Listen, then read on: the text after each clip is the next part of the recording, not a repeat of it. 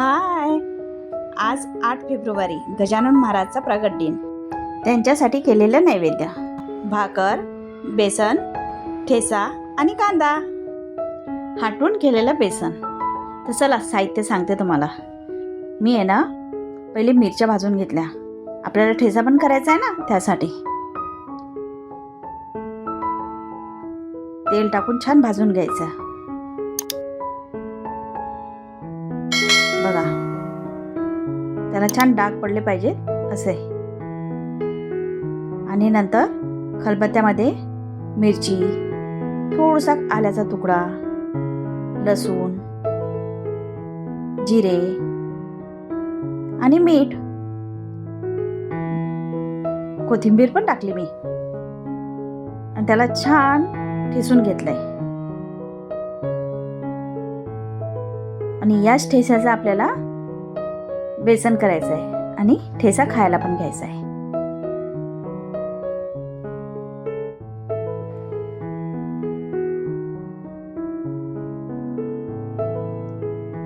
लसूण भरपूर घ्यायचा बरं का, छान चव येते.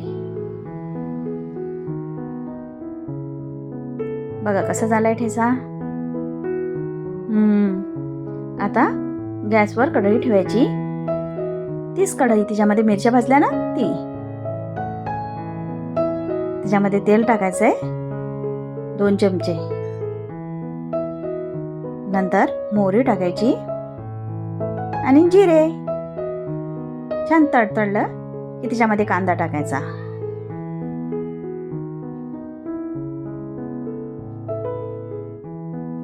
कांदा छान होऊ द्यायचा.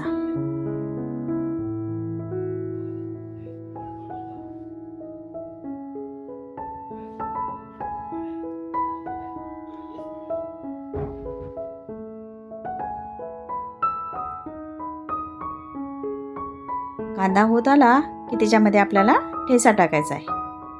तिखट तुमच्या आवडीनुसार घ्या, म्हणजे ठेसा हो. आमच्या इथे आहे ना, आम्ही लोंगी मिरचीचा ठेसा करतो. लोंगी मिरची म्हणजे ही तिखट मिरची आहे साधी, जी छोटी छोटी असतात आणि काळे काळी असते, म्हणजे काळे डाग असतात त्याच्यावर. ती त्याला काय चव असते ना, त्या ठेस्याला तर खूपच चव येते. आणि तीच आमच्या विदर्भात मिळते की हो. थोडंसं धने पावडर टाकायची ठेसा झाला की कांद्यामध्ये, आणि हळद टाकायची. याला छान मिक्स करून घ्यायचं आहे.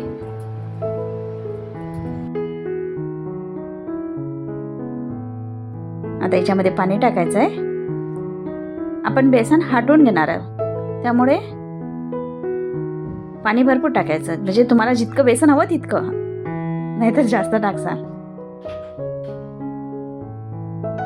मला घट्ट बेसन आवडत नाही, त्यामुळे पातळ बेसन करणार आहे, म्हणून मी जास्त पाणी घेतलंय. आणि मीठ घ्यायचं आहे. ते छान मिक्स झालं की या पाण्याला छान उकळी येऊ द्यायची. मग त्याच्यामध्ये आपल्याला असं बेसन टाकायचं आहे. एका हाताने बेसन टाकायचं आहे आणि एका हाताने हाटून घ्यायचं आहे छान चमच्याने.